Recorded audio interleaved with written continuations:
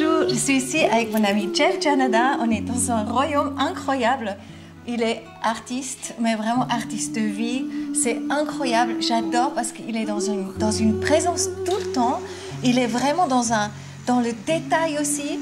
Toute ta maison, en fait, ça gorge de trésors, de choses que tu as vécues, etc. C'est toute ta vie, tu as rencontré des centaines de gens, même vraiment connus, des Christian Singer, tu es ami avec Mathieu Ricard, tu as des noms incroyables, des Jean Tinguely, des Niki Saint-Phal. Mais en fait, tu as connu Norah Jones, et je sais pas, c'est juste impressionnant. Et toi, tu m'impressionnes parce que, justement, tu n'as absolument pas de mobile, hein, de Natel, tu vis vraiment à l'ancienne, donc pour te joindre, c'est soit laisse un message sur ton répondeur ou par email. Donc quelque part, je trouve qu'il y a un super extraterrestre, parce que quelque part, tu es complètement ailleurs, dans autre où on est, notre société, et de l'autre côté, tu es tellement, en fait, conscient qu'est-ce qui est en train de se passer. Donc je trouverais super intéressant si on parle un petit peu de ton art de vie, en fait, qui incarne un petit peu tout. Voilà. Ouais. J'ai jamais rencontré Norah Jones. Non, en revanche, j'étais très ami, très proche un temps de Grace Jones. Oh, Grace Jones, oui. Pardon. Oui, parfois certains me disent, lorsque je dois leur avouer que j'ai pas de téléphone portable, me disent que je suis déconnecté. Et je pense qu'au contraire, je suis connecté. Mais complètement, tu es connecté à la vie, au ciel, à la terre, tu es connecté. Et aux gens, simplement. Aux gens. Je suis présent. Quand je suis avec les gens, je ne suis pas à moitié avec eux, à moitié, dans le meilleur des cas, et à moitié sur mon téléphone. Je suis vraiment là. Et pour moi, c'est ça la connexion, c'est être présent dans l'instant. Apporter une qualité de présence dans l'instant, quoi qu'on fasse, avec qui qu'on soit, être là, présent. C'est ça la connexion. Et des fois, il me fait un peu mauvaise conscience parce qu'en fait, il est vraiment pas... En fait, c'est important quand on l'appelle, quand on envoie un email ou comme ça. En fait, voilà, qu'il y a un répondant et puis moi, je réponds des fois pas. Et en fait, oui, c'est plus facile pour moi d'être sur le mobile. Donc, en fait, je me rends compte que c'est pas cool. Non, il n'y a pas de jugement. C'est un fonctionnement différent. Je réponds. Si on m'écrit, je réponds. Parce que ça me paraît... normal, logique, naturel, c'est tout. Et c'est vrai que je suis attentif. Très. À tout. C'est vrai. Je pense que l'attention, c'est quelque chose d'important. Oui. Pas la concentration. Concentration, le mot veut bien dire ce qu'il veut dire. Si on se concentre, si on concentre une lumière, un faisceau lumineux, c'est sur un point, sur quelque chose. Et tout le reste... et dans la pénombre, sort de cette concentration. Or, attentif, pour moi, je joue un peu sur les mots, mais être attentif, c'est différent. C'est avoir un regard, une observation, une implication plus large que la concentration sur un point, plus vaste, comme un éventail plus ouvert. Être attentif à ce qui est, ce qui se passe, ce qui vit, ce qui se vibre. Être dans le monde, simplement. Être simplement. Ouais. Tu as un nom très intéressant parce que Janada et la fondation Janada à Martigny, etc. Est-ce que tu es relié avec parce que ça fait partie de toute la non? Est-ce que tu es artiste? À l'origine, c'était une seule famille, bien sûr. On vient tous du même petit hameau qui s'appelle Janada. Il y a un panneau à l'entrée. À l'entrée de quoi? De 5-6 maisons. Il y a un panneau Janada à l'entrée et un autre à la sortie, comme Genève, Zurich. Il y a un panneau à l'entrée d'une ville, à la sortie de la ville. Dans le Piémont, dans le nord de l'Italie. Et j'ai une petite anecdote à ce sujet. J'ai toujours eu des activités visibles, publiques, où mon nom était affiché. Alors, un psychanalyste pourrait nous dire ce que ça cache, mais j'ai été journaliste, donc mon nom était imprimé. Et plus que maintenant, parce que maintenant c'est plutôt sur les médias électroniques, mais sur les supports papier, quand j'y travaillais, j'ai travaillé dans les plus grands titres, les titres à plus gros tirage de Suisse romande, aussi bien dans le quotidien que dans l'hebdomadaire, que dans le magazine. Mon nom était imprimé. Pendant des années, j'ai aussi eu ma petite photo, ma trombine. Donc ce nom était vu par cette activité-là. Elle était vue aussi par mon activité de comédien. On est à l'affiche, donc il y a son nom sur l'affiche, on ne peut pas faire autrement. Et puis par mon activité d'artiste, artiste plasticien, peintre, sculpteur. Quand on fait une exposition, il y a une affiche avec son nom.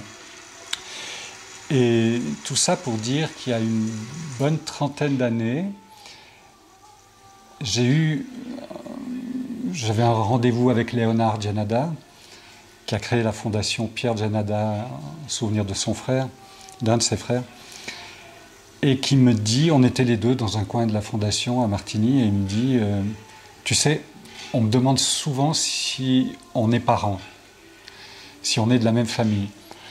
Et je lui réponds, mais tu sais, moi, on me le demande tous les jours.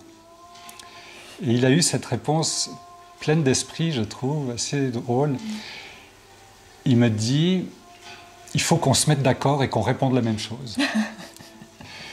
Si on dit que je suis ton oncle, ça va me vieillir. Alors on va dire qu'on est cousins. Donc c'est pas tout à fait juste, mais c'est pas tout à fait faux non plus. On n'est pas cousins germains, on est cousins un peu éloignés, mais à l'origine, oui, il y avait deux cousins germains qui sont venus à pied du nord de l'Italie, dit la légende, qui sont arrivés grosso modo à Saxon, en Valais. Mon arrière-grand-père est parti, un est parti à Martigny, qui a fondé la famille qu'on connaît, et l'autre, mon arrière-grand-père, est parti à Sion et qui a fondé la famille qu'on ne connaît pas. Voilà. Donc à l'origine, on est cousins, mais avec le temps, c'est devenu un peu à la mode de Bretagne, comme on dit. Et une descendance artiste, on peut dire, hein, ou pas forcément? Pas forcément, parce que Léonard a mis en avant des artistes à la Fondation Gianada. Il n'était pas artiste lui-même, il n'y avait pas d'artiste dans la famille. C'est toi, il a fait tout ça pour toi. Alors il ne l'a pas fait pour moi, non. Alors oui, Jeff, tu organises aussi beaucoup de conférences. Tu as fait venir beaucoup de monde ici. Donc ici, on est un petit peu au fin fond du canton de Vaud, hein, à Villars-Lez. Et puis tu as une magnifique salle où tu fais venir beaucoup, tu as fait venir beaucoup de gens importants. C'est qui les gens que tu fais venir et pour quelles raisons? Alors oui, on est au fin fond du canton de Vaud, on est dans la Broye vaudoise, à une demi-heure au nord de Lausanne, entre Payerne et Romont, à la limite du canton de Fribourg. Et après avoir fait des travaux dans cette maison, j'ai fait de mon ancien atelier une salle pour accueillir des événements, pas seulement des conférences, des événements que j'ai organisés d'ailleurs bien avant d'avoir cette salle, d'avoir cet espace. Ça fait des années que j'organise des événements, des stages, tout. Ça se faisait à l'extérieur, ailleurs, dans des hôtels. J'en ai organisé au Maroc, dans le désert, dans les dunes, différents endroits, dans la montagne. Et j'ai toujours invité des gens que je trouvais inspirants, qui m'inspiraient, donc que je pensais qu'ils pouvaient en inspirer d'autres. Voilà, des gens intéressants. De tout domaine, il y a eu des danseuses, il y a eu des philosophes, il y a eu des thérapeutes. Voilà, pour des conférences, pour des ateliers, pour des rituels, pour différentes choses. Et je ne le fais pas de manière régulière, c'est tout à fait... Quand on appelle du cœur. Ouais, c'est aléatoire, c'est irrégulier. Il peut y en avoir 3 dans la même année, et puis une année, peut-être aucun. Voilà. Mais c'est vrai que là, régulièrement, depuis 2-3 ans, c'était relativement régulier, qu'il y avait des événements. Et tu as ces contacts incroyables, justement. Et comment tu t'expliques, en fait, justement, parce que c'est quand même mystérieux, quelque part, de rencontrer tous ces gens vraiment connus. Comment tu t'expliques que tu les rencontres? Parce que tu vas dans les événements où ils sont, ou parce que c'est pas seulement les rencontrer, c'est souvent que tu as vraiment des échanges. Je veux dire, tu as des livres entiers, tu as beaucoup de livres de Jean Tinguely, justement, de Niki Saint-Phal, Ben, vous étiez vraiment proches. Oui, on était proches. Oui, et Grace Jones, la même chose. Vous étiez vraiment proches. Mais comment tu rencontres ces gens? Parce que, ouais, c'est intéressant. L'histoire est chaque fois singulière, elle est chaque fois différente, chaque fois particulière. Hein. Il n'y a pas une réponse pour tout le monde, quoi. J'ai rencontré beaucoup de gens à titre personnel, mais il faut dire que j'ai aussi eu une vie un peu plurielle, un peu multiple. J'ai eu plusieurs activités principales en parallèle. J'ai mené trois vies de front professionnellement à un moment donné. J'étais journaliste, j'étais comédien, j'étais déjà artiste plasticien. Et du coup, je triplais ma vie et mes possibilités de rencontre, parce que je n'étais pas que dans un monde, que dans un écosystème. J'étais dans plusieurs écosystèmes. Oui. Comme je rencontrais surtout des gens dans le domaine artistique, je fréquentais ce monde-là. Je rencontrais des gens dans le domaine du théâtre. Voilà. Et ça multipliait forcément les chances, les bonheurs de rencontre. Oui, tu étais souvent dehors. Oui. Mais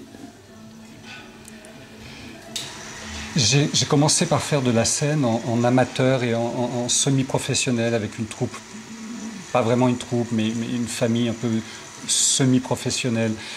Et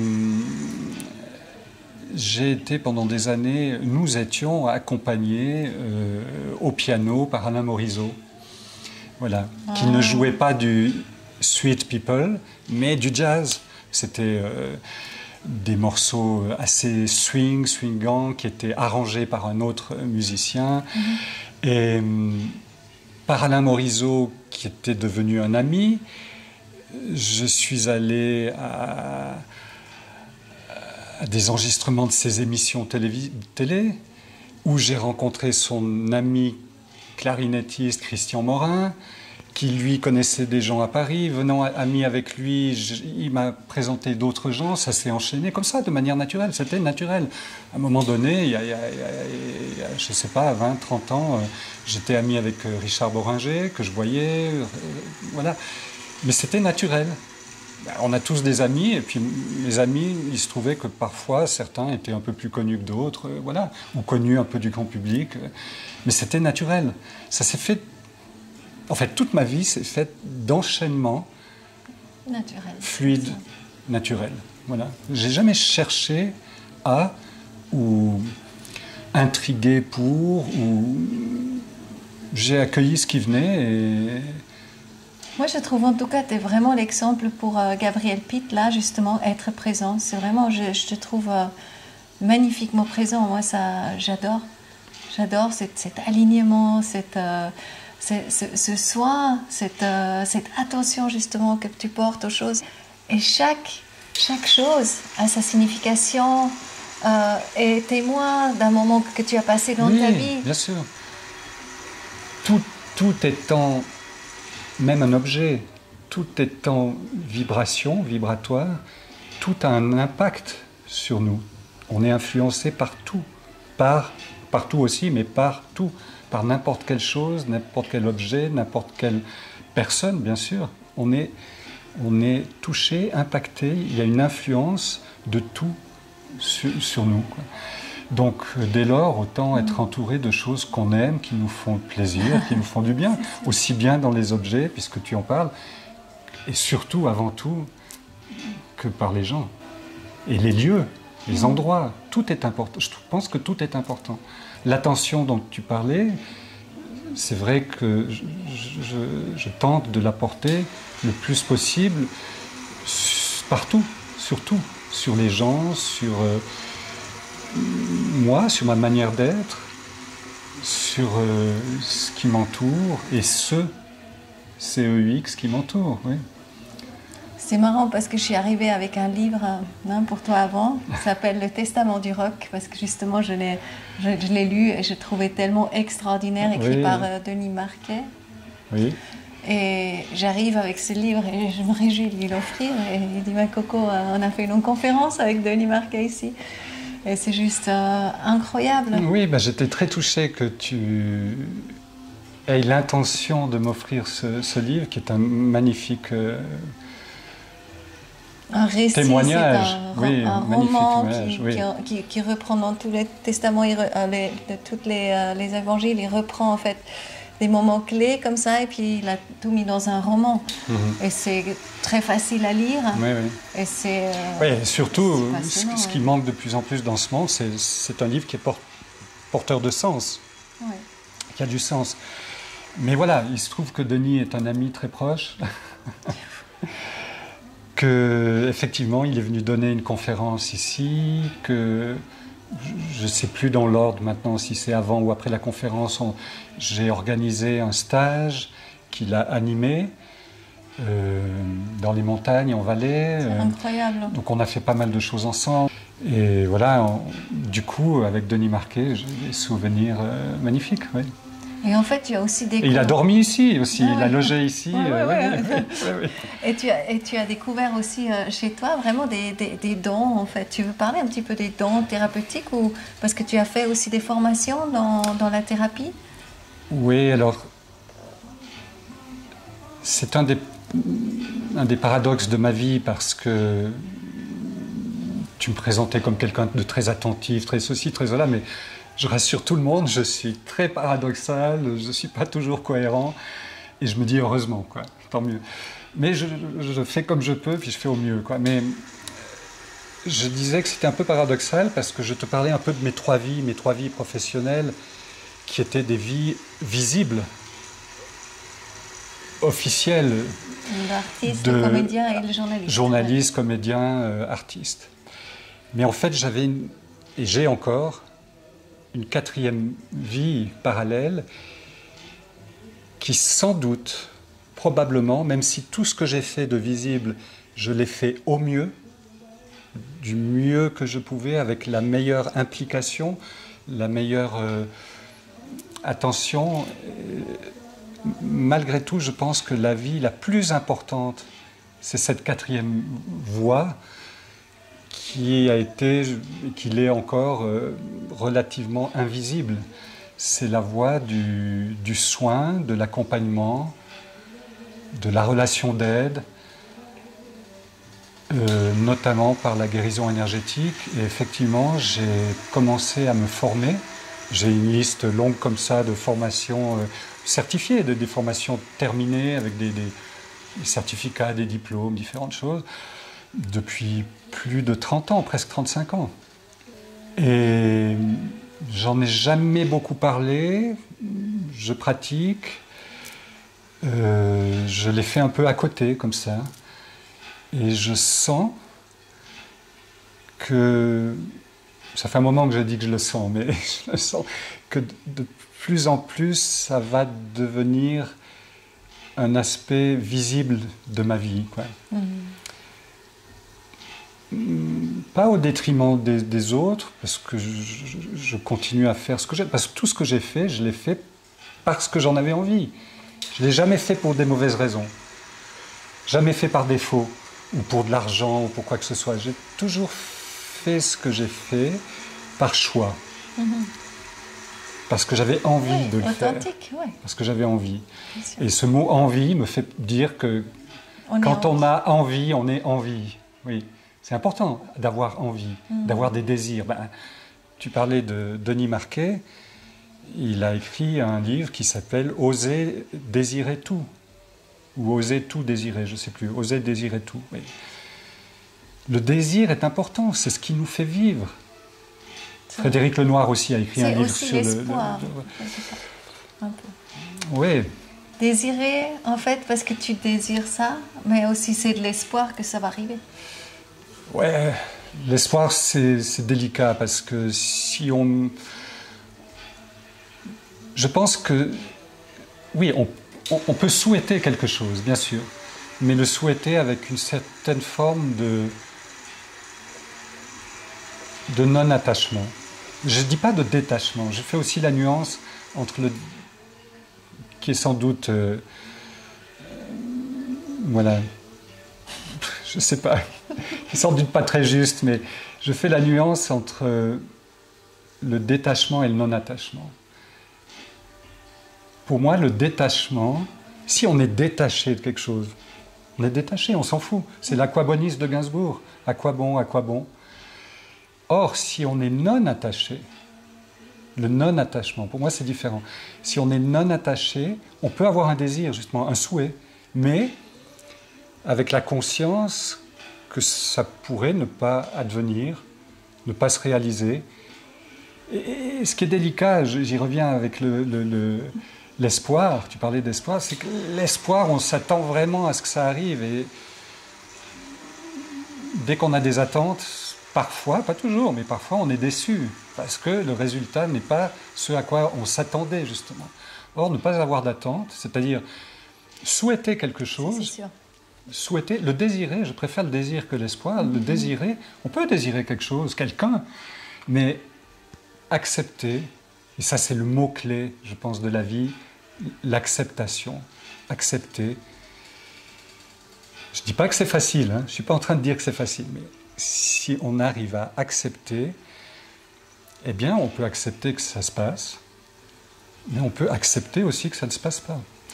Et pour reprendre, ça me vient maintenant une image d'une très vieille répétition de théâtre au théâtre de Carouge à Genève, avec Georges Vode qui a dirigé cette institution, cette grande institution du théâtre de Carouge pendant plus de 20 ans, et qui était sur cette pièce-là notre metteur en scène.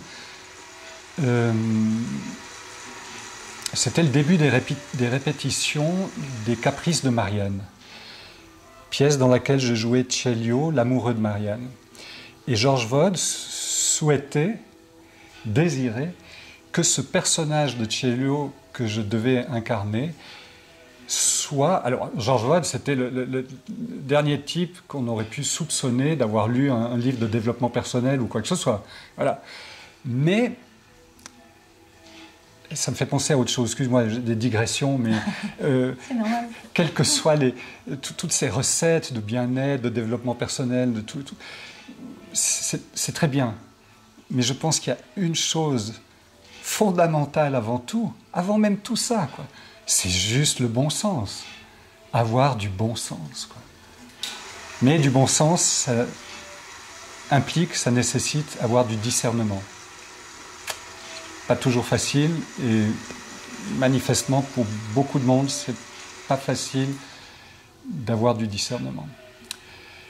Mais Georges Vode, qu'on ne peut pas soupçonner d'avoir lu une ligne de développement personnel de sa vie, me donne comme exemple pour donner à ce personnage de Celio cette couleur qu'il souhaitait, que j'espère avoir réussi à donner par la suite, après les répétitions sur scène, dans le spectacle, m'a expliqué, m'a dit, voilà, écoutez Jeff, plutôt que de me dire comment il voulait que le personnage soit, il m'a dit, l'oiseau, s'il fait beau, il siffle et il est content et il siffle.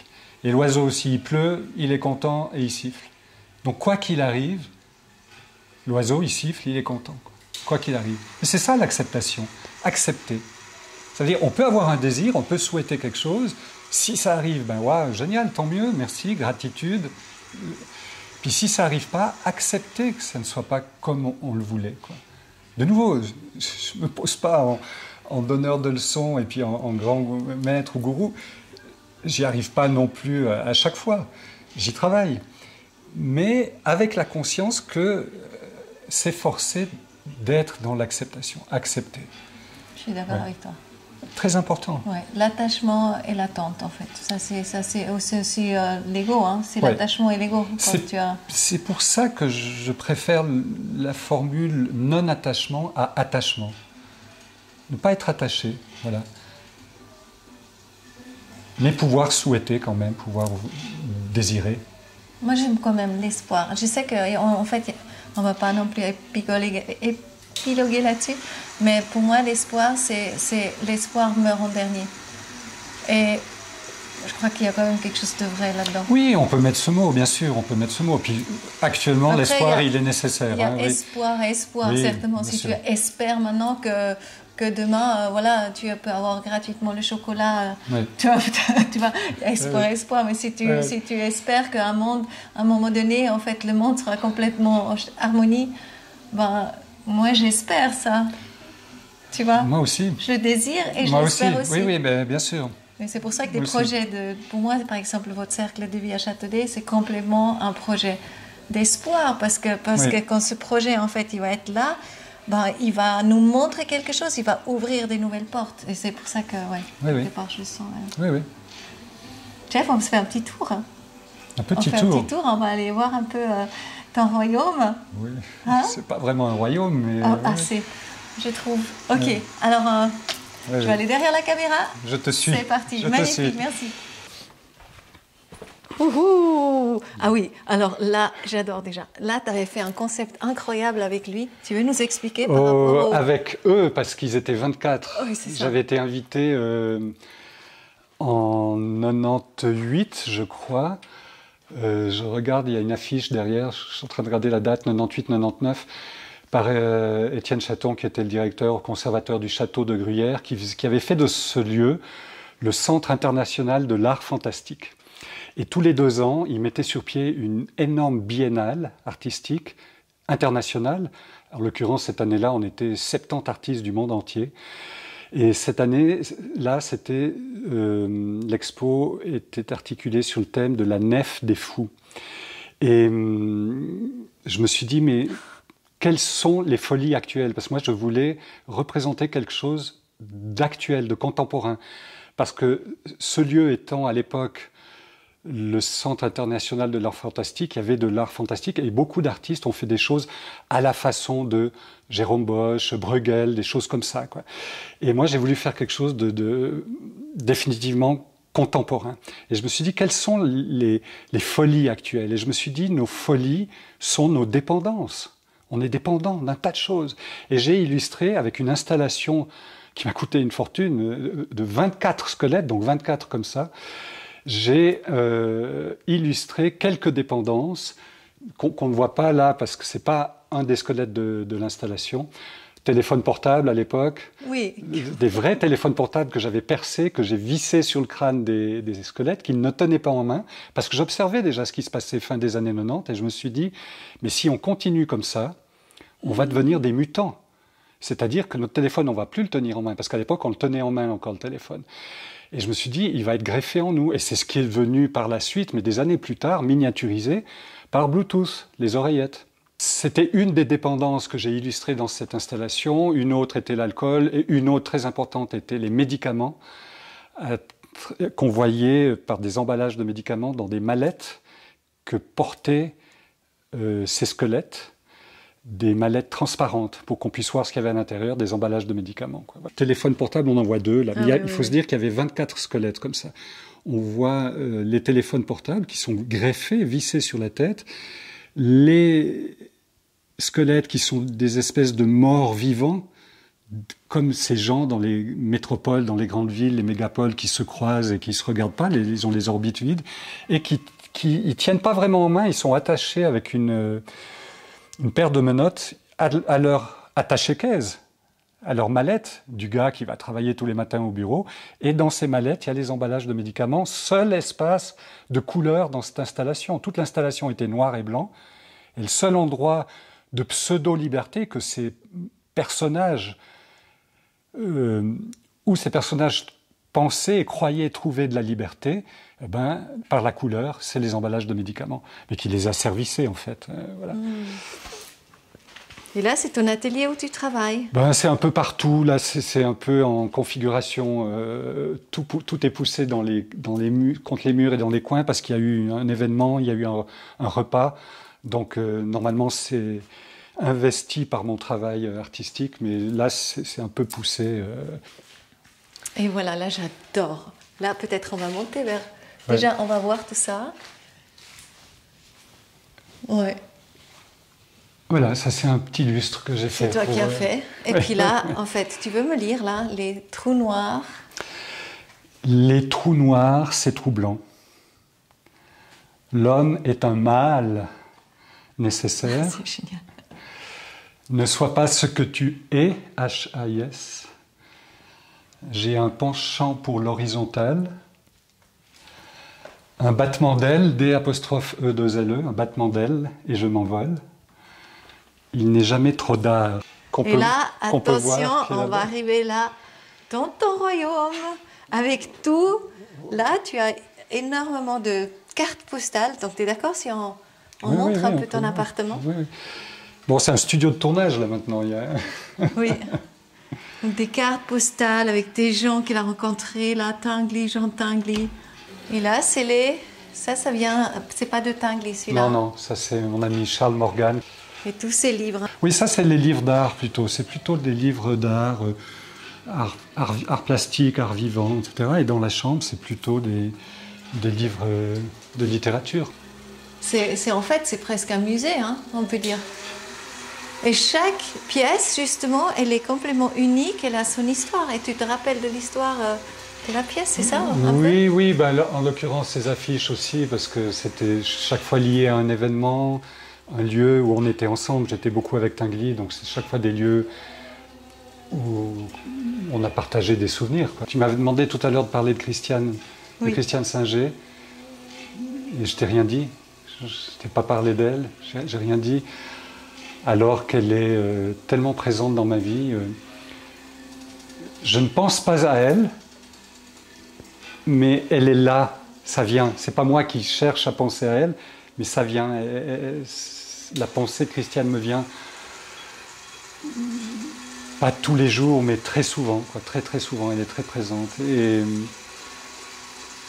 peut-être ce qui m'a le plus touché, c'est que j'ai reçu un mot d'elle, une petite lettre manuscrite qu'elle m'a écrite à la fin de sa vie, malade, elle se savait condamnée, malade, pour me dire au revoir. Elle m'a écrit une lettre. Pas uniquement à moi, sans doute, à ses amis, hein. Elle a dû écrire à beaucoup de monde, mais voilà, j'ai reçu une lettre d'elle alors qu'elle se savait partante, et qu'elle m'a écrit pour me dire au revoir, quoi. C'est magnifique. Ouais. Merci. Oui, merci à toi. Merci, Jeff. Merci. Est-ce qu'il y a encore quelque chose que tu aimerais rajouter? Non. Peut-être, est-ce qu'on est tous artistes à l'intérieur de nous? Oui, je pense que oui. Oui, oui. Là aussi, j'aimerais faire une nuance des mots entre l'art et la créativité. Je pense que l'art est un concept. La créativité, c'est un processus. Et je pense que tout le monde est capable de créativité. Tout le monde est capable de créativité. La créativité, elle ne s'exprime pas uniquement dans l'art, ou par l'art, ou à travers l'art. Elle s'exprime à travers tout. La manière dont on se vêt, dont on s'habille, la manière dont on vit, être créatif, la manière dont on réussit à faire quelque chose à manger avec ce qu'il y a dans le frigo, ce qui nous reste, ça fait appel à notre créativité. La manière dont on se maquille, la manière dont... Tout peut être un acte créatif. Alors, on est peut-être tous artistes, mais on est tous capables de créativité, ça c'est certain, quoi. Mais je pense qu'on est tous artistes. Oui. Et par rapport au juste encore le monde aujourd'hui, justement, où on est tous, est-ce que tu as quelque chose à dire par rapport à ce monde complètement déconnecté de la vie? Mais je pense... Avec ton exemple, ou je sais pas? Pas avec mon... Avec ton exemple, parce que quelque part, tu es l'exemple justement de présence, de être ici, d'être en lien. Je ne suis pas un exemple, mais je pense que tu dis déconnecté de la vie. Mais je pense qu'on est déconnecté de la vie parce que d'abord on est déconnecté de soi. C'est simplement ça. On est déconnecté de soi et forcément, dès lors, on est déconnecté des autres. Alors qu'on se croit connecté. C'est une illusion.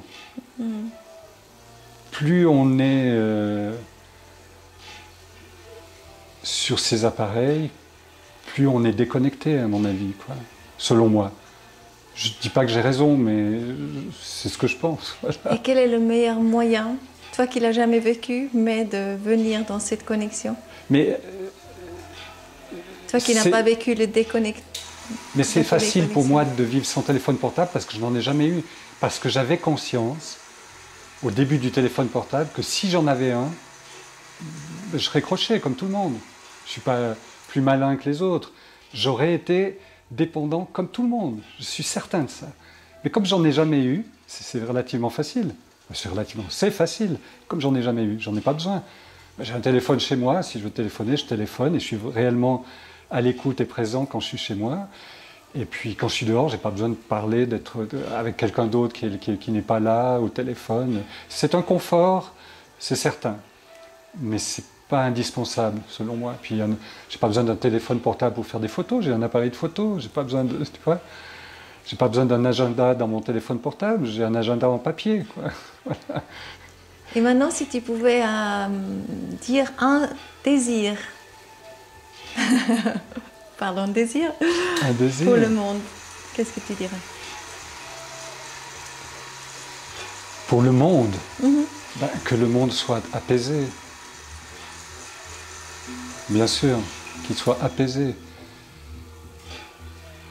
Ce qui implique, ce qui sous-entend la paix, mais la paix de nouveau, à commencer par chacun, chacune, la paix intérieure. Si chacun, chacune est apaisé, le monde le sera. Forcément. Voilà. Merci, Jeff. Merci à toi. Merci beaucoup. Donc, on te trouve, je vais mettre tous les liens en dessous. Oui, oui. Comme ça, on va te trouver. Et puis, les gens peuvent t'envoyer un message peut-être ou un email pour que tu le mets dans la liste, que tu envoies des fois des emails pour informer sur les événements que tu organises et tout ça. Je le fais à l'ancienne par les emails. Absolument, voilà. On y est. Ouais. On a fait la boucle. Voilà. Un grand merci pour toi et ton œuvre. Merci, Jeff.